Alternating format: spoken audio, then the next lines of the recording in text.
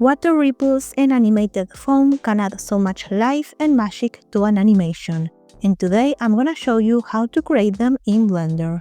We'll make several types of dynamic ripples and water foam effects, and you can download some free and some almost free blend files. I'll be showing you how I created those projects as well, so make sure you watch the video from beginning to end. Okay, let's begin. For starters, we're gonna need a plane. I'm going to scale it a bit and now add a new geometry node modifier with all these nodes. Now we need to create a new collection since we'll have to choose one for our collection info node. And in this collection we're gonna add some spheres in the places you'd like the ripples to appear.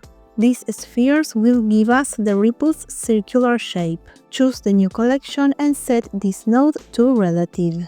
Now we need to subdivide this plane. The more subdivisions, the smoother the ripples will look. And now type a word in here, any word. I wrote animation. Now we need to add a shader to our plane. Add an attribute node and connect it to the output and type the same word you just wrote in the store named attribute node. I typed animation, so let's write that again. And now we have this black color around the spheres we put in our collection. Okay, now we need some more nodes. Add a wave texture node, and here we'll choose how big or small we want our ripples to be. Then we need a color ramp node, which will give more or less definition to our ripples. Now add another color ramp node, make sure you invert the colors. And this will act as the mask for our effect. How far or how close our effect will go. And to combine both groups, we need a mix node. Set it to color and connect both color ramps. Choose multiplied as the blend mode and set the factor to 1. Like I said, this is a mask, and here you can control the size of the ripples. And to animate this, we need to play with the phase offset. You can set the keyframes manually. Let's add a timeline real quick. Press I to set a keyframe, move to another frame, change the value and set a keyframe again. And here we have the basis of our effect. You can space the keyframes to make the motion slower.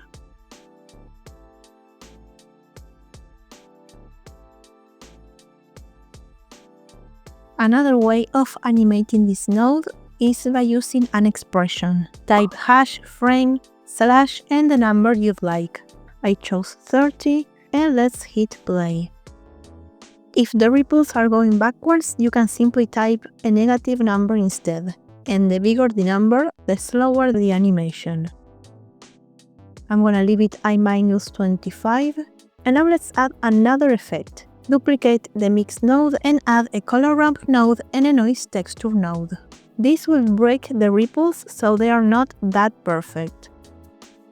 Let's connect the other mix node and connect the viewer node, and I'm gonna set the values real quick.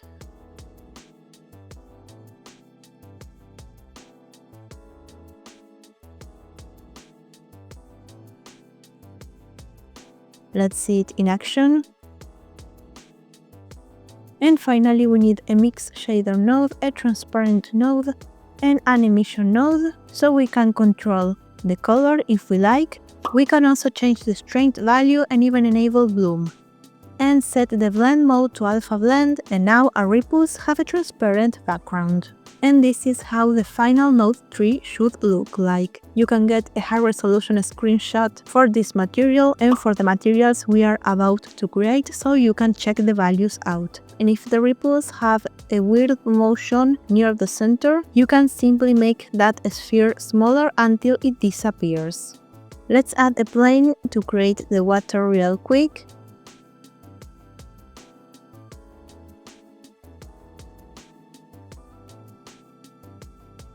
And of course, if you move any of the spheres, the ripples will follow along. I'm gonna show this rock I have, and if you want to create a ripple with the shape of this rock, for example, let's delete this sphere, duplicate the rock and take it to this collection, and now these ripples have a different shape. Another problem you might find is having two spheres too close to each other, which will cause the ripples combining their shapes. To avoid that, you can add another plane and set one of the ripples in that new mesh. choose the same material. You can turn it into a new copy if you want to change any value, like the speed for example, so each ripple has a different speed. Don't forget to subdivide it. Choose the geometry node tree we made and turn it into a single user copy so we can choose a different collection. And now we need to create a new collection. Take that sphere there and choose that new collection. And let's take a look. I'm gonna change some settings so it looks a bit better.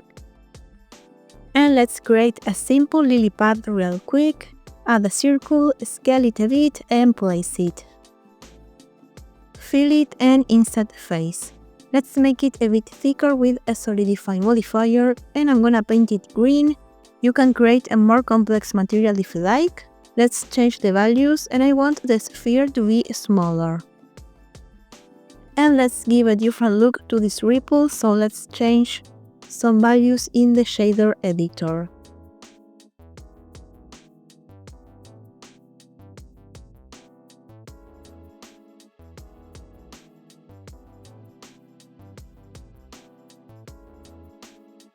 And here we have the final shader.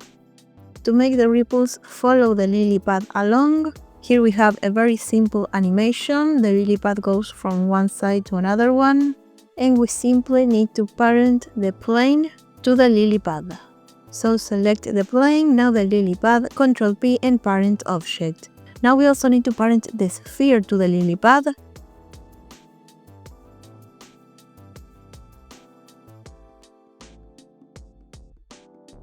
And here it is.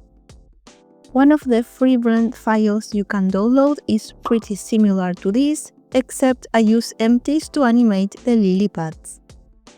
And if you scale one of the planes and the ripples change their shape, just remember to apply the scale. Now let's see a couple of variations you can get, starting off with the effect we've just created. First, let's make a double ripple. We need to duplicate this plane, make its material a single user copy. I'm gonna hide this one for now, and I'm gonna change the color. Let's show this plane again, and I want this one to have a different size so the white ripples doesn't cover it. I'm gonna make a couple more changes so it looks different. Let's see.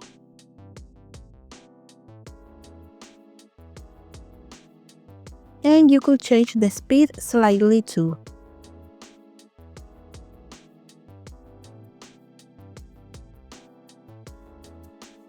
To get this kind of effect, you simply need to add a displace modifier to the sphere. And remember, you can set a keyframe for any value to create an animated effect.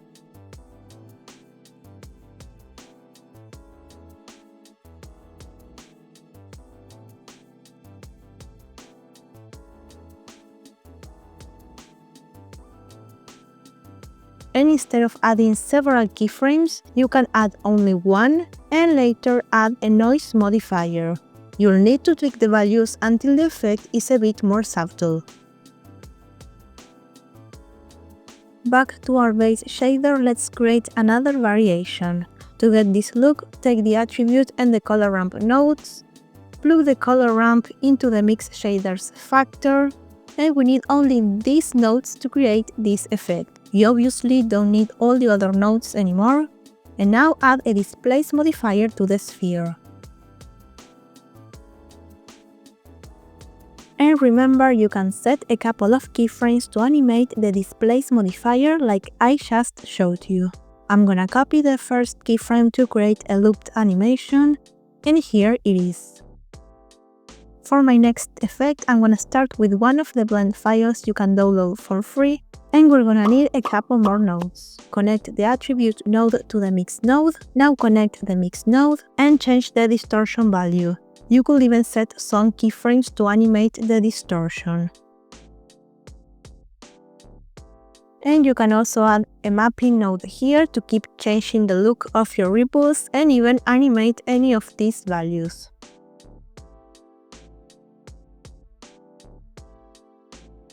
And here it is.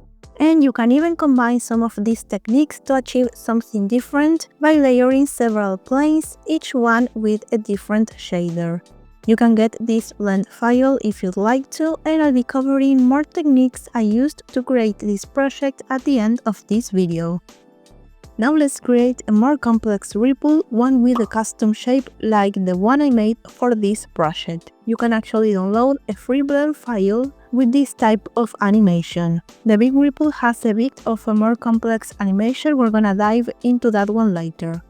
Like in the previous animation, I animated some empties and parented each one to its corresponding lily pad, to a subdivided plane and to a sphere. The GeoNodes tree setup is the same, each plane has a different collection. Since the big ripple is at the center, I left its collection node set to original instead of relative, and it didn't make any difference in this particular case. And in this particular example, my planes are pretty far from each other, but you could place them closer together. Let's start with the small ripple, which is the simplest one to create. I started with the same GeoNode tree and the same shader we made earlier. You can check the values out. We need to delete this color ramp node, connect these nodes to the A socket, and to the B socket we're gonna plug an image texture node. Now, how did I create this ripple image? Since I was recreating this illustration, I used this image as my reference. I opened it in Photopea, which is a free online image editor, and I used the selection tools to copy the same shape. Once I had it, I added a new layer and I painted that shape white, and I added a bottom layer and painted it black and exported the image as a JPEG. And I did the same for the other ripples in the image, so I ended up with several images to choose from. And if you don't feel like using an image editor software, remember you have some texture painting tools in Blender, and you could even experiment by importing some cool brushes. This is gonna be a quick painting just to show you how easy it is. And this is how it will look, a quick texture painting example with the same animation we're about to create, but with a different ripple shape. Okay, now back to our project. I made sure the image was the right size and in the right place, and then you can choose how big or small you want the ripples to be. Change the offset value until your image is clear, and we're gonna set a keyframe at the beginning and at the end. And a frame before the last keyframe, I changed the offset value. You can see the ripple going outwards, and set a keyframe. Remember, you can use an expression for animating the offset, and you can also break the ripple a bit by setting this noise texture node. For the other ripple, I chose a different image from the image textures I had to choose from, and let's place the image real quick. Here I did use an expression instead of setting the offset values manually. Let's make some changes to the material. Let's see. Remember, since this ripples collection node was set to absolute, if yours is set to relative, you might need to choose different values to animate this shader. Then I animated this color ramp node to create an appearing and disappearing effect. Just select each color stop and press I to set a keyframe. Gonna set keyframes here as well, so the ripple remains the same during all these frames. And at the beginning I moved the color stops until the ripple disappeared. And let's repeat that at the end of the timeline. And here it is.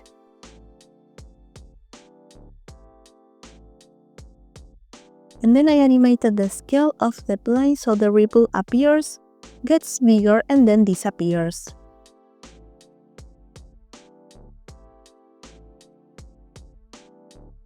Let's connect everything again, and here it is.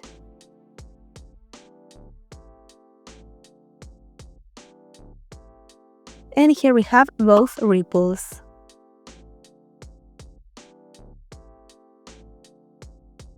And now it's time for the animated dynamic foam effect. You can get this blend file for free, by the way, and by using this technique I'm about to show you, I created these project files you can get as well, and I'll be covering some of these blend files secrets later on. I started with a cube, but you could use a plane to avoid having extra geometry, and to create the moving water we need an empty. Add a displace modifier to the cube, and again subdivisions are crucial here. Now set your displace modifier, choose the empty as the object from which to take texture coordinates, so once we animate the empty, the coordinates get altered as well.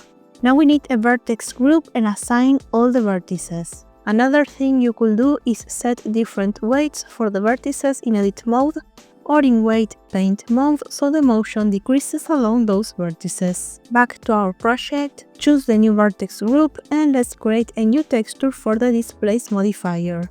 I'm gonna choose my values, and this one is gonna be a subtle wave effect. Remember, you can follow my values to the letter, or you can experiment with different settings to get more noticeable waves, like in this example. To animate the empty, I created a simple up and down animation by moving the object along the z-axis. And here we have it. And if the motion looks a bit weird, you might need to try applying the scale. And if you don't like the pause between the empty going up and coming back down, you might need to change the interpolation mode to linear. And now the movement is more fluid. Or instead, you could simply make only two keyframes, one down and another up. Before moving on to the foam effect, let's make this lily pad float along the waves by using a sheen wrap modifier. I also added a solidify modifier since my object was very thin. Let's see. And now the lily pad moves along with the waves. Now let's see another way of having your object floating. We're gonna need a plane with several subdivisions. Add a sheen wrap modifier to that plane and set the ocean as the target. Now add a vertex group and select all the vertices. And then you need to add a copy location and copy rotation constraints to the object you want floating, in this case this boat, and choose the vertex group we just made. If you wanted to animate the boat, you need to move the plane. And if you want to refine the placement of the boat, you'll need to move the object in edit mode, or you can enable the offset in the constraints we added. This might make the dynamic paint act out a bit, so keep that in mind. And if the object doesn't move well, you might need to tweak the size of your plane. And remember to hide the plane in renders. Now it's time for the foam. We're gonna need all these geometry nodes, and make sure you set the store node to face corner. And now, like we did before, let's write a word in the store and in the attribute node. Choose any word, but make sure you use the same word for both nodes to avoid any trouble. For the shader, I used all these nodes. In case you need it, there's a high resolution screenshot of this shader in the description below, but let's dissect this material a bit. First, in this attribute node, we need to write the same word we just wrote. If you wanted, you could add a couple of keyframes in here to animate the water shader. And you can also set this color stop to white instead of this gray color, and it will change the transparency of the spots. And the same goes for this color ramp node. Here you can control the foam and the water color, and you can also animate this node right here too. And you could even add more nodes to each of these sockets to achieve a more complex material like I did for this project you can download. You could also separate the foam and the water materials. I have one plane with the ocean shader with little to no geometry since I didn't need it. But for this smaller plane, I needed more geometry, so the foam shape was smooth. That way, I avoided adding geometry to this big plane, so the scene wasn't too heavy. Now it's time for the foam effect. Activate dynamic paint and add a canvas. I'm gonna move the modifier on top of the GeoNodes modifier, set it to 8, and if you change the range of your animation, do the same for the dynamic paint. Choose the dissolve value you prefer, add a vertex group, and use the same word we typed earlier. Let's pick it, and now add a dynamic paint modifier to the object that is floating. This one is gonna be a brush. set it to mesh volume plus proximity, and here we have it. By changing the distance value, you can make the foam bigger or smaller. And if you move the object, the foam will follow along. You could even model a mesh according to the type of foam shape you want. That's what I did for this animation, and I even added a displace modifier to that mesh, so the foam will have a bit of a noisy movement.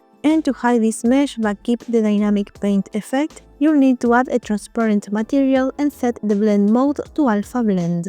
Let's do the other object real quick.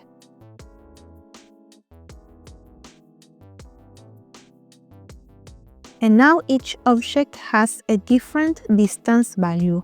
But if you have many objects and you want all of them to have the same value, I'm gonna show you a trick. Add an empty, right click and add driver. And let's open the drivers editor, set it to averaged value, add input, choose the new empty as the prop. Let's get rid of this one and type scale left square bracket 0 right square bracket and confirm. Let's name it, and now our distance value matches the scale value of the empty. So if we scale it, the distance value will change for all the objects we added this driver to. Let's do the other one real quick.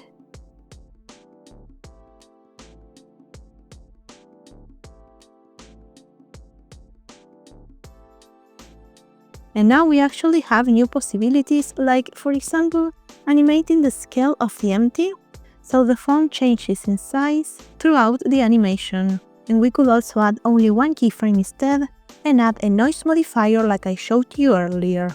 Of course, you should tweak the values of the modifier. Now let's take a look at some of the project files you can download. There are some free files and some inexpensive ones in case you'd like to support the channel. First, this waterfall animation. This empty controls the placement of the ripples, and each ripple is in a different plane. And also, each ripple uses a different mesh to get its shape.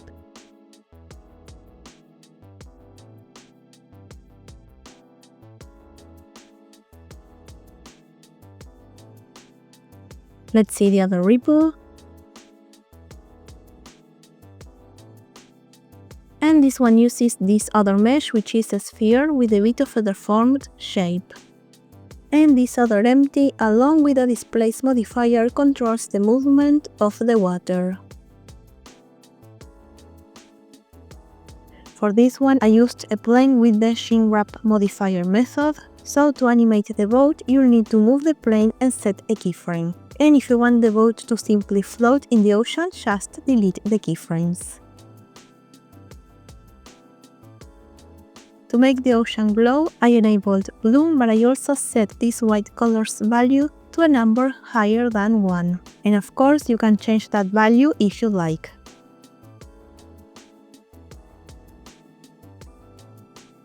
And if the shader goes crazy like this, simply move the playhead or disable and enable dynamic paint, and that should fix it.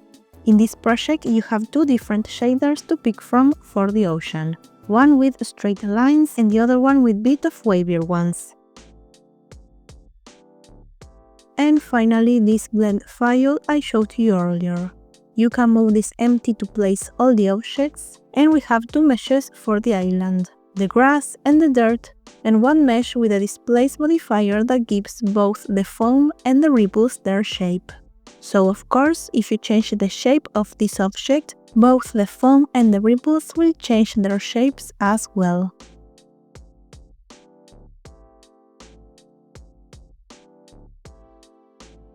This second empty controls the wave effect for the ocean, and both the foam and the ripples have the same displace modifier, so the three planes have the same wave movement, and if you change the values of one, the other two will change too, since we're using the same image texture. And that's it for today's video. As always, thanks for watching and see you in the next one. Bye!